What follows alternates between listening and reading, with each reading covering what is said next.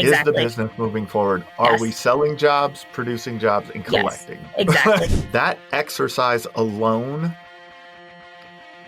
could transform a business. So there were so many conversations about how do we minimize waste? How do we maximize efficiency? And our team has a lot of agency over their time. So from tech to roofing.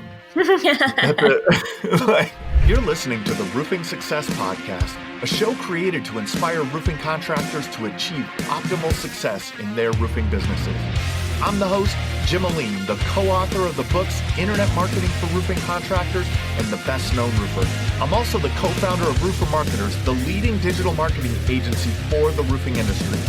On each episode, I sit down with industry leaders to talk about their processes, the lessons they've learned, and how to find success in roofing.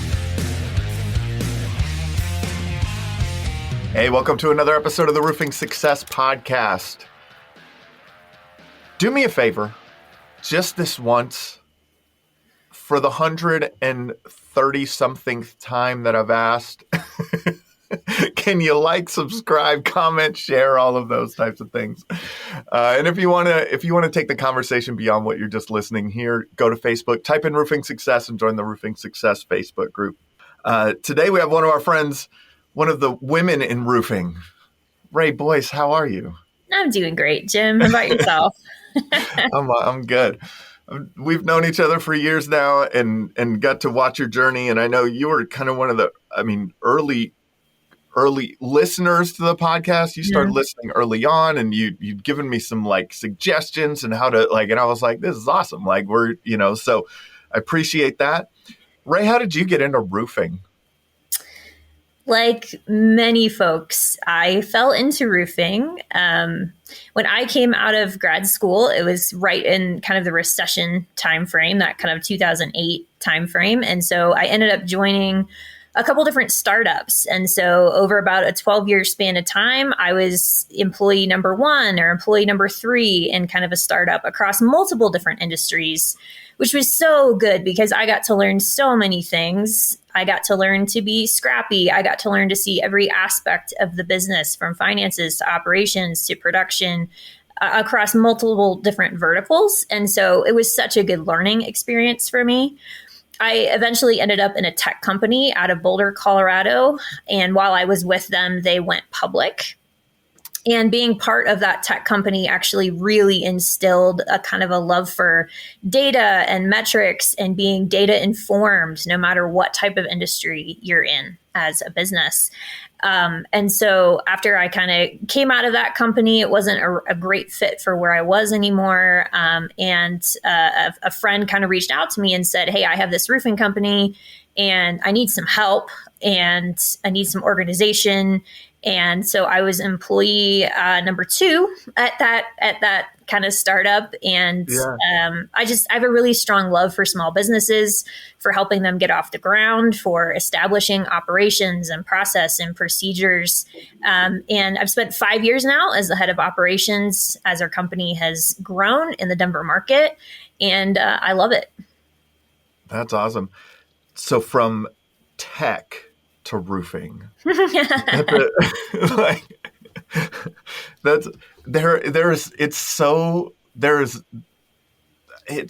No one chooses roofing, right? Mm-hmm. It's a weird thing, but it ends up choosing you. It sounds and now it's it's part of you now, right? Mm-hmm. For us, it's just part of us. The roofing industry is part of us now. Yes. And so I have some that's real interesting in being roofing businesses usually don't get built like tech businesses with the concept of scaling to IPO type of situations, right? Yes. So I'd love to talk about but in the roofing industry right now, we're seeing the amount of private equity that's coming to the market and things like that. That this is the industry is starting to get on the radar of potentially going in that direction, where there could be IPOs in roofing. Yes. Not long from now. like, what are your thoughts on that? Are you seeing that too? How and what's your what does it look like through your lens? Absolutely. I think it is mind-blowing and so exciting that roofing companies have gotten to the point where they're even on the radar of angel investors, and to even be able to have the conversation of, can we take a roofing company public? That's not something that would have ever been a potential conversation a decade ago. But I think the roofing industry as a whole has come so far in terms of innovation and technology, and they're really making a lot of leadership kind of stand up and take notice and say, there's some good profit margins in this business, in this industry that historically has been grossly overlooked. And there has been so much good leadership that has come into the roofing space that has really elevated our entire industry. And so I think it's genuinely exciting how much progress roofing has made just in the past couple of years. Yeah. And I know you're like, you know, being from the tech side, that innovation is probably like that's, what are some of the innovations that you've seen, or some of the things that you're seeing on the horizon now that are exciting? You know, I think technology specifically has played such a huge piece in elevating roofing. And with the advancement of so many different CRM technologies, folks are using drones so much more effectively. I feel like even doing roof inspections and perhaps even creating estimates from their sales team off of drone shots. I think that has come such a far way, and down to your customer experience. There's so many different platforms now where you can really dial in that experience and give them a world-class pictures and videos and text updates on their project milestones. And technology has become so sophisticated in the way roofers can leverage it. And I find that immensely exciting. When I joined our roofing company, there was zero technology in place. And now our tech stack has grown so immensely in the 5 years that I've been there, as we've continued to leverage that and listen to our customers and heard what really matters to them, so we can focus on what matters to them. Tech. So I like, my background is in tech too. I mean, I guess I'm still in tech from the digital marketing side of things, but like, I actually programmed. Like I was a terrible programmer. So it was very good that I got out of that. Like, very good that I didn't continue and push down that path.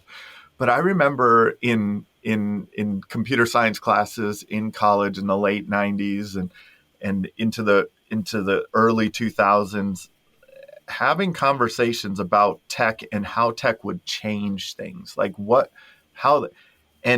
and I'll tell you that those conversations have, the way that technology has changed things has even further surpassed any of those conversations that we ever had. Yes.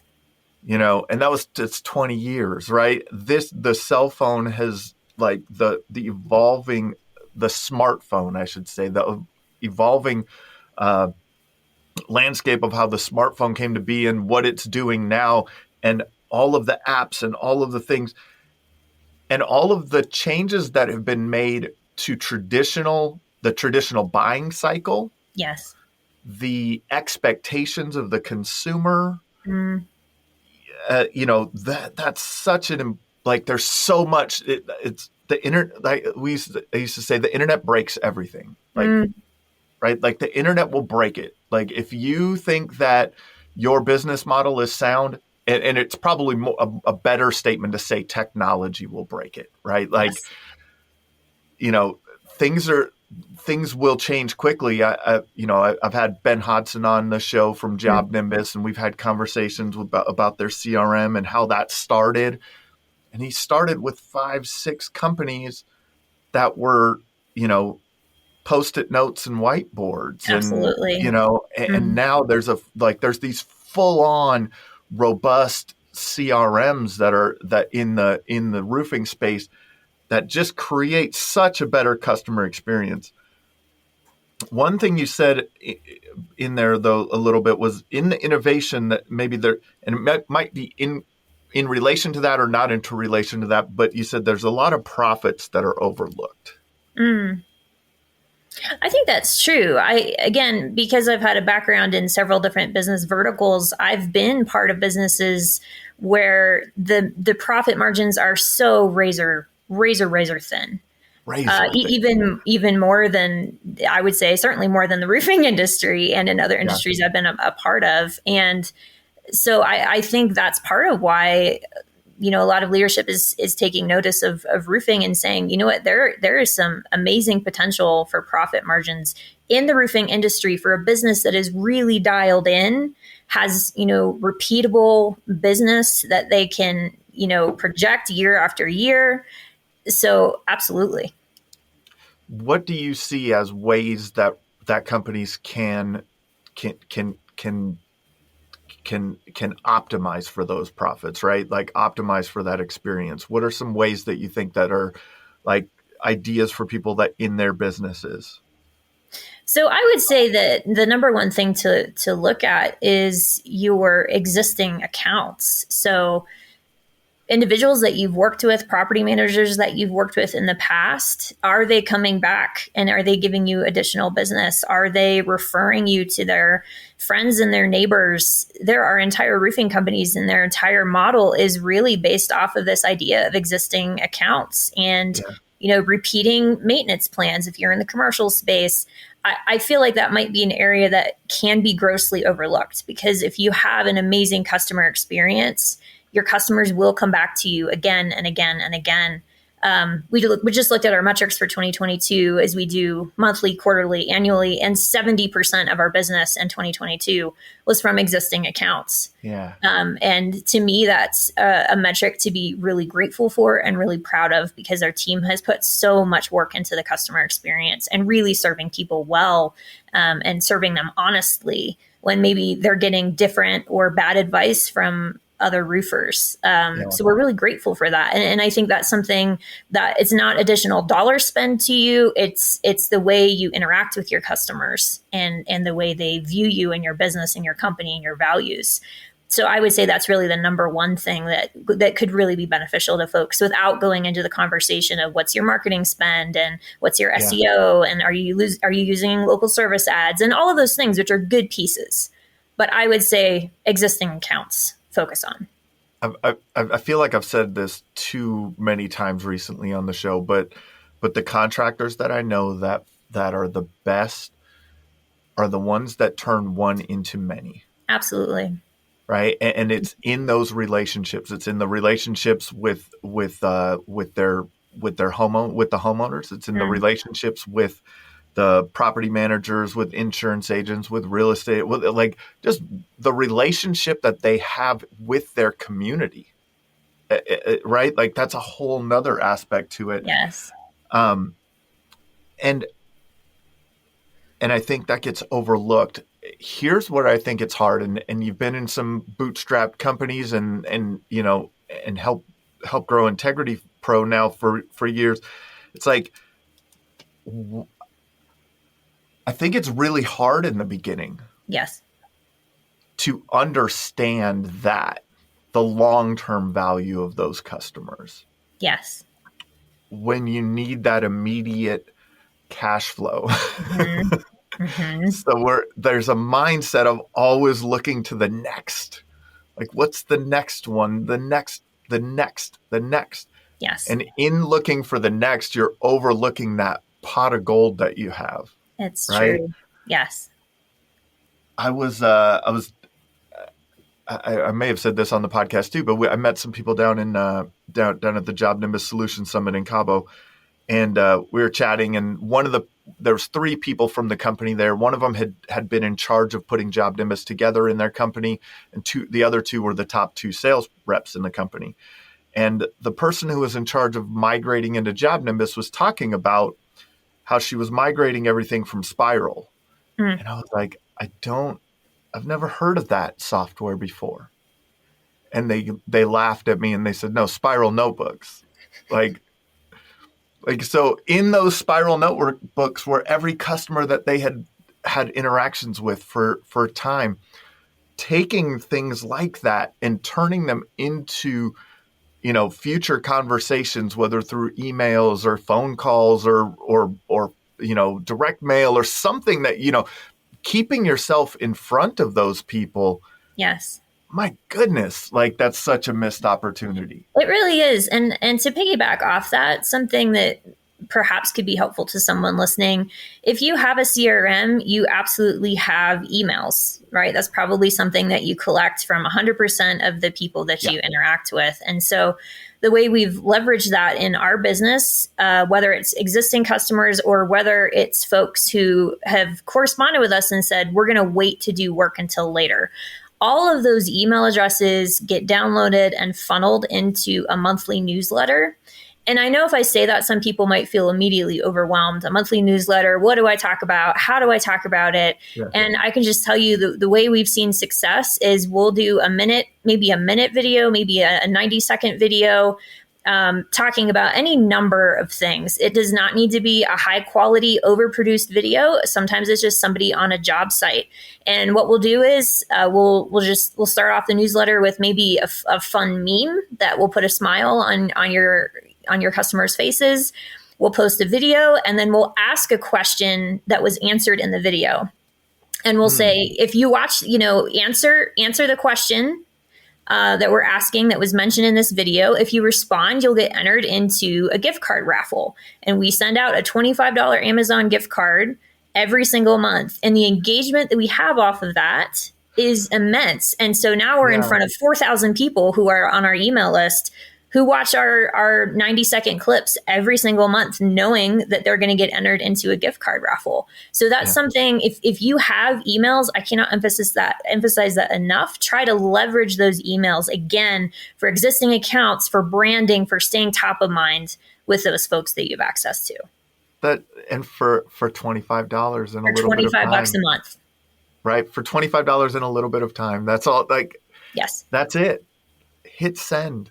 Yes. Go, do this. It's so, what other ways are you working on those relationships? How are you maintaining those relationships? What other things are you guys doing? Hey, this is how we're doing it. I know you do, you guys focus on commercial also. So there's different relationships with the homeowners versus the property managers and things like that. What other things have been impactful in terms of that relationship building? Sure. I think really the entire process, cradle to grave, of when someone comes into our funnel, we actually use our CRM very strongly in a sales capacity, which I know some folks don't, but that's how I've set up our CRM. So as soon as someone comes in as a lead, they immediately actually go into a nurture funnel if we can't get a sales appointment right away from them. And then once they have a scheduled appointment, then they go into even more of a nurture campaign to how do we move forward with a signed contract. And the bulk of that obviously is with the sales rep, but we really leverage technology to try to kind of get it over that finish line. Yeah. So I would say cradle to grave, most important is when folks kind of get in top of funnel and we start that relationship building. And then after we finish their project and we, have review request follow-ups and we have conversations with how things have gone.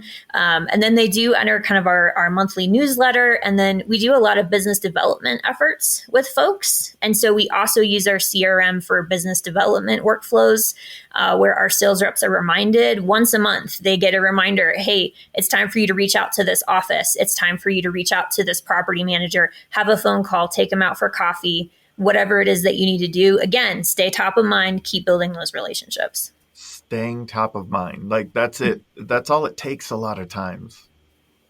That's all it takes, just staying top of mind. But using technology because people get busy. Yes. Right? So that's what I heard in there is you're hey, people get busy. So we you have these automated follow-ups, not just an email to a prospective customer, but to your internal team, your sales reps. Mm-hmm. Hey, reach out to this person, reach out to that person, reach out to that person. That's where, technology in that way is it's so easy to do that. It may take some time to build it out. Yes. But you only have to, in theory, you only have to build it once. You're always probably going to make iterations of it and tweaks and improvements on it. But like just building out a solid foundation of that. I love that. I've heard it more and more from contractors that they're doing this. And I've done a couple of presentations at some of the shows recently, and I have a couple more coming up where I'm talking about the perfect customer journey and working on that perfect customer journey. And it's an exercise in customer journey mapping, which a lot of small businesses have never thought about. But it's just how is the simplest way to put it is just how is someone interacting and seeing your business? What kind of feelings and emotions are they having during that time? What questions are they having in their mind? And if you think about it, man, if you can answer those questions before they have them, like you're so far ahead of almost everyone. Yes. In your space, right? Like, and it doesn't have to just be in roofing and construction. Like, if you do that, in e-commerce, in any kind of business, if you're able to do that and just sit back and go, man, between the time that my client signs a contract and we go build that roof, what questions may they have? Yes. And how can we answer them before they ever have them, right? Like, and if you do that, the customer experience is so different. Yes. Right? Like, but it's a challenge, right? I mean, you've been working on this for years. So what challenges have you faced along the way in building out your customer experience? I think there are so many details that go into what our questions our customers are having. And at the same time, you also don't want to guess, right? In the sales space, I think you don't want to go into a conversation where you're guessing what your customer's pain point is, right? You just want to ask them, hey, what comes up for you when we talk about your roof? Like, what is the biggest problem that you're seeing or that you're feeling? You just point blank ask the question in sales, right? And I think that can also be true for operations. What do you want to see? What would be most helpful to you? How can we provide the best information for you so you feel like this is successful and you feel peace of mind and you feel well taken care of? So I think just, again, leveraging those relationships with your customers to find out what do they want. Do not assume what your customers want, either in the sales process, in the operations process, in the production. Ask them, right? And over time, you will create this really comprehensive, here's ways we can get ahead of this. Here's ways we can set expectations. Here's ways we can under-promise and over-deliver. And so we've spent 5 years doing that with our systems and building out an immense amount of, intellectual property around each and every step of our process. Yeah. And I have one of my best friends, he taught me one thing, like early on in knowing him. I've known him since we were, like teenagers. And he's like, you never get what you don't ask for. And so don't feel like if you ask the question of how we can improve to your customer, that's like it would negatively affect, like have a negative impact on the way that they look at you and your business, right? Like if you ask them, hey, I'm really glad that you're happy with what we did. I'm glad you left us a 5-star review. What could we have done better? Yes. Right? Like people love to talk, right? Like, and they love to give their opinions. So, and if you start hearing the same thing over and over again, boy, that's something you really need to focus on, right? Yes. It's very similar I talk about that in producing content too. It's like, what questions do you get asked most often? Yes. Start producing content around that. Yes. It's a pretty simple thing. Like your sales reps get asked questions all the time. People have objections to the process. People have questions about warranty and materials, and like they have tons of questions. Clean up the process, like when, why, like there's all these questions that people have all the time. And so that's where you start. It's just with just answering those questions before they have, and I like to say before they before the person has the question. Yes. I think the worst thing is when a customer is wondering. Yes. Right? Like because they get to make up a story. Mm. And that's not, as we all know, that's usually not the right story. Yes, it is. We talk a lot on our team about over communicating because historically communication has been probably one of the biggest issues, I think, in roofing. And it's, again, this thing that you're mentioning where customers are wondering in their minds. And in our team, we talk a lot about over communicating. I would always rather over communicate to a customer than under communicate. And if that means the sales rep is on a phone, they're getting automated emails and they're getting automated texts, and maybe they're getting a phone call from my office manager or my production coordinator. Great. Yeah. That's great. That's right. I have never had a customer complain like, you have reached out to me too much. And in our 5-star reviews, communication is one of the top things that gets mentioned. And that's because we're so intentional about it. Yeah. And you can't over communicate. Mm-hmm. Like, I mean, I guess you can annoy people sometimes, but they can tell you, you know, there's always an unsubscribe button, right? Like there's always an unsubscribe, do not disturb, type stop on your text messages. Right? Yes. Until you tell me that, until you do that, we're going to communicate. So, yes. You guys have been doing a lot of interesting things in terms of your team that I think, I guess maybe let's approach it a little bit differently. Is it like the times have changed in terms of where people want to work and what they want their work environment to be like? Yes. Is that a good kind of broad statement on it? That is fair. Like, we all have so many choices these days. It's crazy. Like, my father worked in a mine, right? Like, that was it. Like, it was in small towns, northern Minnesota. Like, you worked for the mine or a business that served the mining community, right? Yes. Like, and if you wanted the good job, you worked for the mine, and that was it. And you didn't have there were things that happened over the years about working conditions and hours and pay and things like that. But it's different now. Like, you you don't just go to work because that's what's around you. Like, there's a job available and you go to work.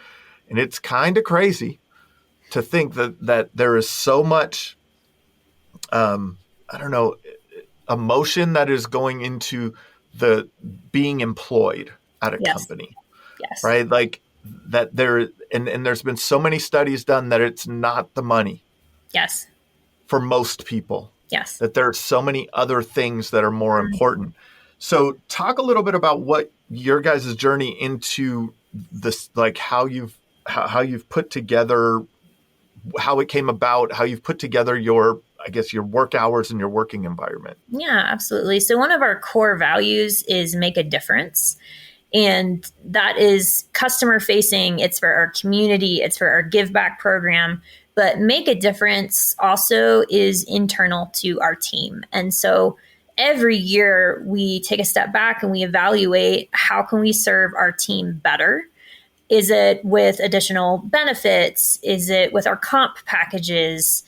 And in early 2022, because I keep a pulse on a lot of tech still, there have been more and more articles about the 4-day work week. And so kind of end of 2021, beginning of 2022, I started diving into that a little bit, very quickly realized that the primary sectors were technology, mortgage companies. No one in the construction industry had ever even piloted a 4-day work week. And so as I sat down and I discussed this with our business owner, I said, I think this is something that could be revolutionary to our team. I understand that there will be challenges. There are challenges in any industry thinking about a 4-day work week, but I think it's something that we can try. And if it's not a successful pilot, that's all right.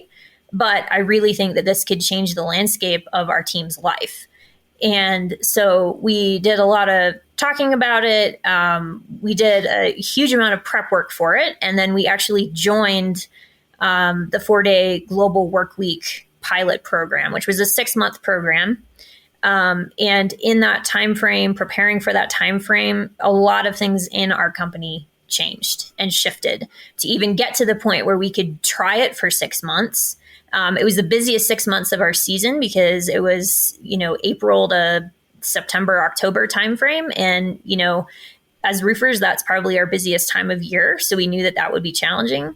And I'm happy to say that it was a successful pilot. We certainly faced challenges. We still face challenges, but we actually came out the other side and actually made it a permanent policy. So our entire company is on a 4-day work week.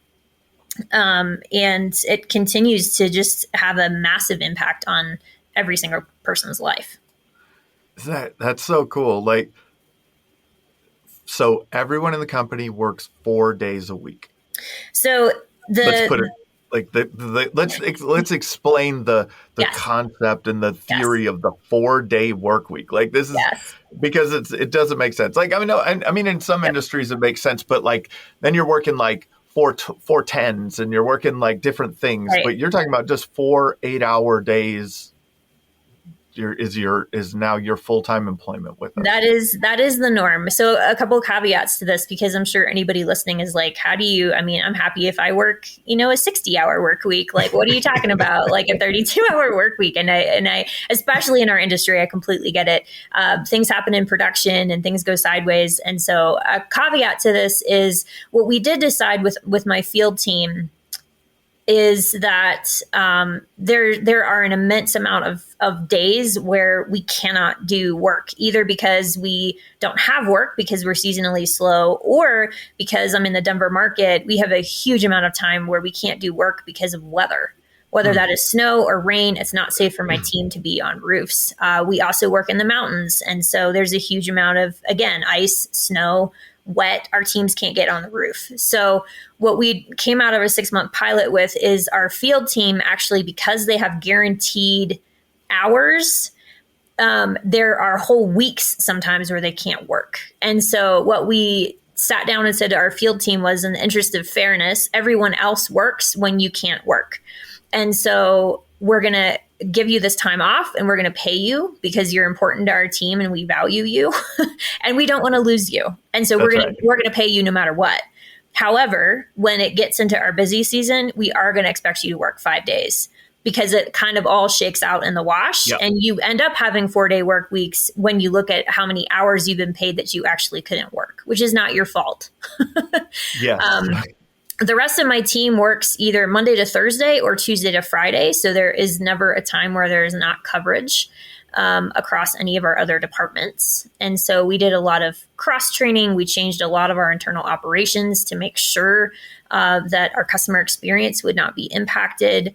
So again, a lot of work and details kind of went into doing this successfully. Yeah. So Monday through Thursday, for the internal team, right, on the office team and things so Monday through Thursday, Tuesday to Friday. Correct. Not everyone does the same job. Go into some detail on that. How do you put that together? Sure. So we changed a couple of things. We changed some of our CRM logins to kind of be a little bit more generic. So now we have kind of a production login to our CRM, which is Job Nimbus. And then we have kind of an admin login to our CRM. And so what we have is kind of a shared inbox situation. Every single task that needs to be done in Job Nimbus comes with an automation. And in that automation is our SOP. So you can actually get an email trigger and it's line by line. If you can read and you can follow directions, you can complete the task. And so on days where we're overlapping, we have shared inboxes where folks have, they can log into either inbox, they can keep an eye on things, they can make sure that final billing still happens, they just follow the process. If there's production things happening, they can follow the process. And so it took a fair amount of setting up and training to do that, but it was well worth the effort. Yeah, so essentially it becomes a little bit more of a team effort. Yes. But I think there's an incentive for that team effort. Absolutely. Right. Like, Yes. I think I told you, I have a friend who owns an agency that they do something where they do like 5 weeks on, 1 week off. And they have two teams, and that 1 week overlaps. So half the team is there for 1 week, and the other half is there, during the other half of the week. And that's what they've had to do, is that cross training. Yes. Like, they've had to and that makes perfect sense when you put it into more of a team structure. This is the production structure. This is right. So then everyone can have their eyes on the same thing, and having the process. And I don't really know how to do that. Oh, there's the SOP. Boom, Yes. boom, boom, boom, boom. And because I'm good enough to get it done. Right. Like, I may not be the expert at this specific thing, but I'm good enough to get it done when it needs to get done. Right. But the incentive on the other side is everyone gets 3 days off. Right. Which is amazing. And we talked about this a lot during the pilot. My team was so incentivized to be like, I want to work as hard as I can work in these 4 days. The premise of the 4-day work week is that you get 100% of your pay. So your pay structure does not change in those 4 days. You get 100% of your pay for 80% of the time that we had asked you to work before, but we're asking for 100% productivity. And so as we went through this trial, we had specific metrics that we were tracking, and our team was understandably so incentivized to be like, I want to come in, I want to be so successful and work so hard in these 4 days, so I can feel like I earned my 3 days off, and I can feel like our company is still moving forward and that this is sustainable. And so there was a lot of internal incentive to how do we make this work. Yeah. And I mean, I could see that, because then there are little sprints, right? They're like little sprints that they're like, I got to get this done because I'm off tomorrow and I don't want to put this on the other person, right? Exactly. Yes. So there were so many conversations about how do we minimize waste? How do we maximize efficiency? And our team has a lot of agency over their time. And so, how do we help them use their time to the biggest advantage? How do we make sure that our meetings are streamlined and efficient? All of those things kind of played into, how can we be ultra productive in our 4 days? And again, I will say this very clearly. We have not arrived. This is not a beautiful cookie cutter 4 days a week. We're always successful in roofing, in production. Things will always go sideways. And so, but it is something that we try to be extremely consistent about. I don't let my team interact on their day they're not supposed to be there. They know that that's not okay unless it's a company ask, like, hey, we need you to come in and work this day. Otherwise, it's a boundary. Like, you need to be off. And this was our decision to do this as a company. So there's a lot of cool things that could come from it. And I mean, there's a lot of like, in being realistic about an employee's time during the week, there can be wasted time. Yes. There's a weird psychological thing too, where when you have to get something done by a certain time, like the closer you get to the point that you need to get it done, you really get that done, right? Yes. Like, there are very few people that, like, they get a task and they start it 2 weeks before they need to do it. Yes. Right? Yes. Like, it's human nature. It's not a normal thing, right? We procrastinate it out until the last minute, right? Absolutely. Like, but when that last minute is Thursday now, or it's Friday because you're not coming back in until Tuesday, like, that may put some different deadlines in absolutely place does. Psychologically. Yes. So let's talk about some of the successes that you have seen from implementing this. Yeah. So because I have such a big background in technology and metrics, my first bent is always like, what are the black and white metrics? And we can certainly talk about those. However, there's a point where data will always fail you. And this is one of those points because it's pretty much impossible to track like how has our team's mental health and emotional health improved in this process. And I would say it's been unbelievably substantial. And we have heard that time and time again from our team to say, I feel like a new person. And when I come to work, I'm ready. I'm ready to work. I'm ready to give it 100% for that 4-day sprint. And I feel so refreshed, and I've had extra time with my family, and I've had extra time to sleep or spend on hobbies or whatever it is that they choose to do with their time. You know, time is the thing that we can't get more of. And so giving it back to our team felt like such a major win for us.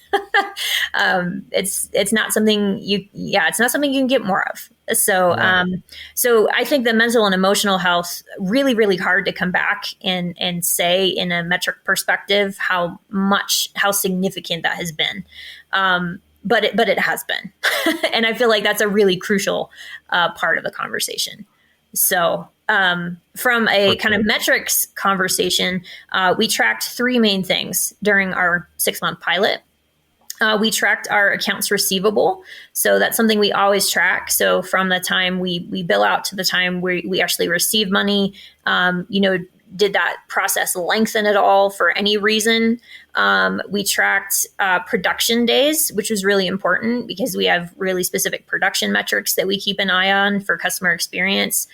We try to keep our production from the time a job is approved to the time it's done. We try to keep it in less than 15 days. Unless it's commercial, and then obviously there's caveats to commercial. But we wanted to keep an eye on that because we don't want our customer experience to suffer. And then we also kept track of our gross profit margins, sales, all of those things. Like during this 6-month time in our busiest season, did any of that suffer? Did our revenue suffer? All of those things. And the answer to all of that was very simply no. None of those things suffered. In a lot of ways, they improved, in addition to kind of the mental and emotional health benefits. That's awesome. And it's these new, like, just outside of the box thinking, like things are going to change. Embrace that these things are going to change. What were some of the biggest challenges that came up as you were working through? I think when you get into your role, whatever that is, you kind of find this rhythm. And unfortunately, over time, this rhythm becomes a bit of a rut unless you're challenging yourself, unless you're being intentional about being, curious. And curiosity is what leads to innovation. And so I think one of the biggest challenges was really taking a huge step back in every area of our company and saying, how do we make this better? How do we save an entire 8 hours out of a week? How do we minimize our waste? And so it was a huge exercise in strategy, in brainstorming, in learning how we work. Some folks have their best mental capacity in the morning. If you have your best capacity in the morning, guess what? You should be working on your strategy. You should be protecting your time around that. You should be, if you're a maker and there's things you need to get done and you need to execute on, do that in the morning. And in the afternoon, maybe save that for your meetings if you're also in a manager role, right? Maker, manager, figuring that out. And that's the way I am. And so it completely changed the way I calendar my meetings. I don't typically do meetings until the afternoon because my mornings are completely blocked for kind of that strategy and that maker role, things I need to do to move the company forward, and vision and technology and process updates, all of those things. And so that was just a huge amount of mental work, I think. But even if we had come out of it and not done the 4-day work week, it was so incredibly beneficial, Jim, to be able to do that as a company.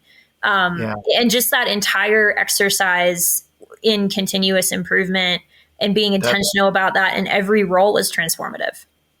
That's what I think is a big aha moment in that explanation, is that even if it didn't work out, that exercise alone could transform a business. Yes. Right? Because let's be honest, it doesn't happen in small business very often. Right? Like there is no true reflection of and really like, let's just sit down and look at this from a whole different angle and see what efficiencies we can create and in which manner we can create. Mostly it's because we're busy. Like, Absolutely. with Yes. things, right? Yes. It's the work on your business, work in your business kind of Absolutely. thing, right? Like, and we're always in the, like, as business owners, you're in the business, and as employees, you're in the business, and there's no time for that, that sitting down and reflecting and really diving in and going, man, could we knock an hour out of this? Like, Yes. how could we take 15 minutes off of that? Yes. Like, but that happens, like, those things, doing those things, my goodness, like, can change a lot. How do you know what times of day are best for you? How did you learn that? Part of the training that we went through as part of this nonprofit global program actually had entire sessions that we brought our team to, just like Zoom webinars, that kind of walked you through that process. And, it was maybe an hour that we asked our team to jump on a Zoom call. And there was a lot of other folks, sometimes from other countries, who were also piloting. And so that there would be a leader and who would talk through a specific topic. And that was one of the topics that I thought was really helpful for myself personally. Was kind of working through that. And it changed the way I worked and how I worked and when I worked. And I am so much more efficient now than I was previously. So what were some of the exercises or things that you did or the thought process that went into when you work best? I think a lot of it was just kind of this idea of awareness. And I'm such a huge proponent of self-awareness, especially in business and in leadership. And a lot of it was, when you wake up in the morning, what is your awareness? Like, is your brain fuzzy? At what point do you notice that your brain feels sharp and clear and ready to work on a weekly basis? We all have off days where we wake up just feeling terrible. And that's okay. But, as a whole, like, having the awareness to even think about it. And it's just not typically on people's radars, right? We just do things as they come up. We put out fires as they come up. We're not intentional about time blocking and, really, really thinking about these things. So I would say to anybody listening, just, think about, maybe the rest of this week, be intentional. When you wake up in the morning, when does your mind feel the clearest? Are you clear at 9 o'clock in the morning? Are you clear at 5 o'clock in the morning when you first wake up and you feel like you have mental energy and bandwidth? Or for you, is it maybe after lunch? You're not a morning person. I've got some folks on my team who feel much more cognitively strong in the afternoon, and that's great for them. And that's when they need to do their heaviest brain work. For sure. And that awareness, I guess that's where it all starts, right? Just understanding yourself and doing that. So now through this process, have you guys hired since implementing this? We have. Okay.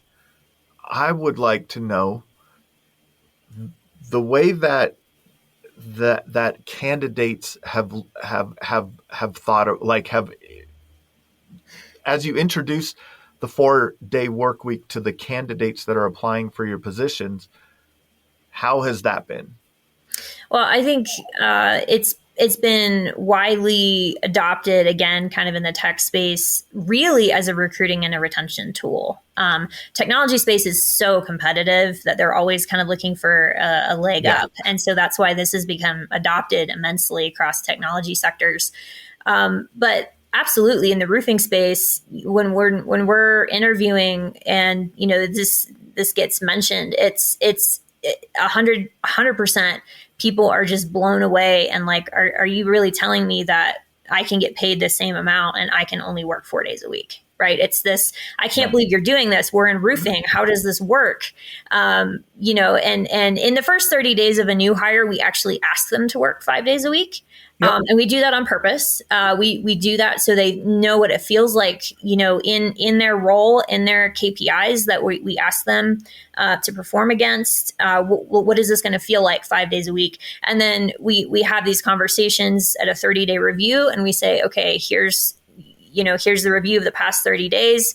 Here's the expectations of you moving forward into a 4-day work week. And so we kind of do this transition. So people don't just come in and start at a 4-day work week, because I think that would be a little bit of a disservice to them to understand how it works and our expectations. I like that. But then they get the feeling of getting that. Yes. As, like of earning that, right? Like yes. I like that. In there, you mentioned establishing KPIs, and you're well thought out in all this, everything that you do, right? So how do you define KPIs for each role in your business? So if you were starting from scratch, right? Like what role, all roles, I'm assuming, have KPIs in your business. Yes. How should an owner go about looking at what the KPI metrics should be for the different types of roles in their business? Well, I think with any business owner, everything that you do with time will become more and more sophisticated. And so I think that as you have this conversation about key performance indicators and is your team being successful, it can feel very overwhelming. And so I would say always try to keep things as simple as you can to start out. Whether that's your processes or your KPIs, try to keep things simple as much as you can. And so I would say the number one question is, as you think about a role, so let's take a sales role, for example. In sales, what are the 1 or 2 things that I could look at this role and say, this person is being successful in this role? And that could be answered in so many different ways. Yeah. But I would say as a business owner, your goal is to move your company forward, right? And so that needs to be your question. This role specifically, how are they moving my company forward? And how can I measure what I'm asking them to do? For sure. That's awesome. And that it's a tough thing, especially in, it's kind of, KPIs are easy in sales. Right? Like it's an easy one. The production there, it can be easy, but you can also get deeper with certain KPIs. Yes. Job costing KPIs and different things that you can really like. The first thing is, are we producing on time? Right? Like, and then, but you can go there are many other KPIs that you can get into. Sometimes it's harder for that internal team member, the office person, well, they do just a bunch of stuff. They, what are the metrics that really, that we could put in place for that person? So but I like what you said in start with easy stuff. Don't overcomplicate it. You can get so granular, and I love metrics, and I have to be careful to not get overly granular with our KPIs sometimes. But yeah, again, simplicity will be your friend in business, and you can always grow and adapt and evolve and become more and more sophisticated over time. Don't put that pressure on yourself when you're just first starting out, and there's a million things for you to do and a million hats for you to wear. Yeah. And at that time you can have KPIs, but just broad KPIs that is the business moving forward. Right. Like, Exactly. Is the business moving forward? Are we selling jobs, producing jobs, and collecting? Yes, exactly. Absolutely. Absolutely. Because that's what we have to do to keep this thing going, because it takes time to build it up. What do you think the greatest insight is that you could share with our audience that can help them find success in their roofing businesses? I will always 100% of time talk about people, and people being the customers that you serve. Again, circling back to our conversation on existing accounts, how you serve people matters. And valuing people matters. So it matters to your customers and it matters to your team. So my very broad answer to that is people. Focus on people. Focus on your people and your team and how you're serving them. Focus on your customers and their experience and how you're serving them. And I think that you'll find the greatest long-lasting, you want a business that's going to be around in, generations maybe to come. And that's how you're going to do it. Awesome. This has been another episode of the Roofing Success Podcast. If you would like to generate more revenue through your digital marketing efforts, please visit roofermarketers.com to get a copy of the book, The Best Known Roofer. Also, check the training section of the website for guides on everything from running effective pay-per-click ads to how to properly set up your Google My Business listing. Thanks for listening.